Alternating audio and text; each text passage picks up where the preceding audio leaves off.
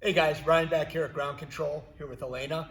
We're going to dive into a couple of half guard basics that we can do, and we're going to focus on the bottom man for the time being, or for this set. But the first thing we're going to do is we're going to show a drill that actually benefits both people, and it's about controlling the underhook. You'll hear people at the early stages, when we're first learning half guard, talk about the person who controls the underhook is controlling the position.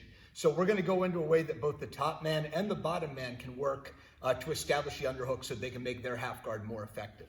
So we'll go ahead and start off with me on bottom, and I'm in Elena's half guard. Now we're going to think worst case scenario for me. So worst case scenario for the bottom man is my hips being flat with my shoulder blades flat towards the mat. Elena has the far side underhook controlled, and she's also scooped underneath of my head so she can put shoulder pressure on me.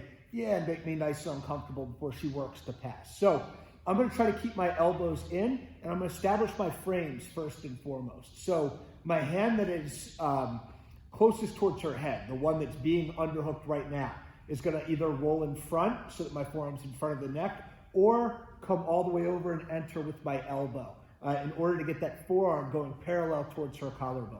Now, the next thing that I'm going to look to do is I'm going to try to work my hips at an angle. Right now, I'm flat on my back.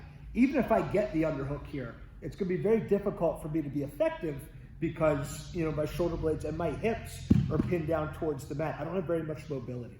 So what I'm going to do instead is keep my arms nice and tight. I use my feet onto the floor as contact, and I'm just going to lift my hips with a light bridge and rotate my hips towards the direction of the leg that I'm isolating in the half guard position.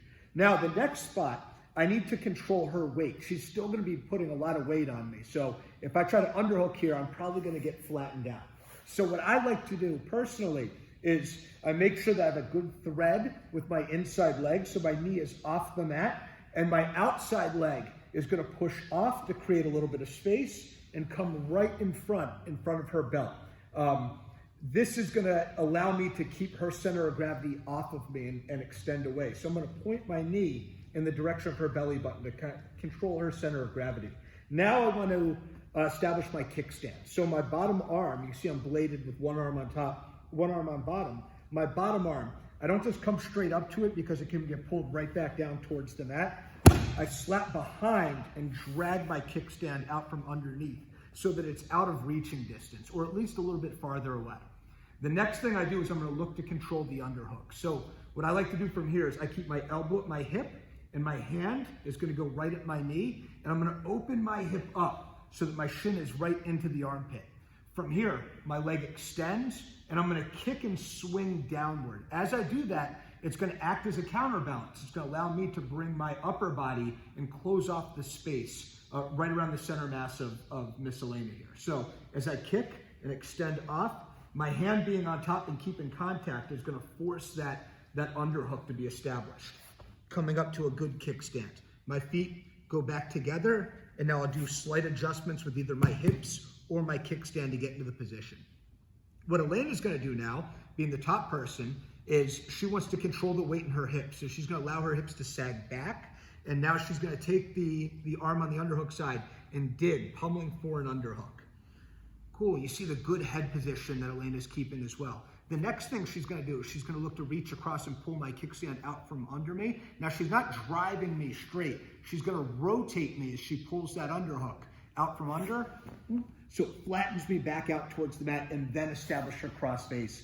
Very nice. And applying the shoulder pressure. From here, I go back to my frame, work myself so my hips can blade off towards the mat. I'm not flat on my back and my hips. And now I'll use my outside leg to do a baby shrimp away, and my knee comes right in front. From here, I extend to get her center of gravity back, taking her weight off of me.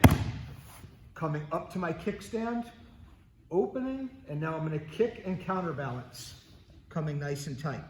She's going to repeat the process. Hips come back, pummeling under, pulling my kickstand, rotating me, and applying the crossface with shoulder pressure. So we'll do it a couple of times.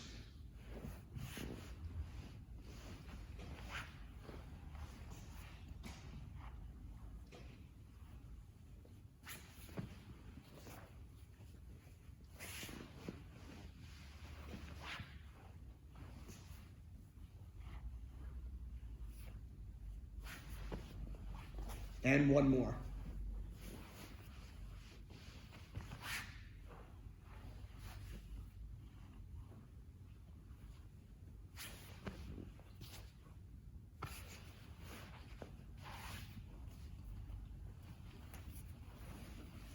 And that's a drill for both the top and bottom man to control the underhook from the half guard.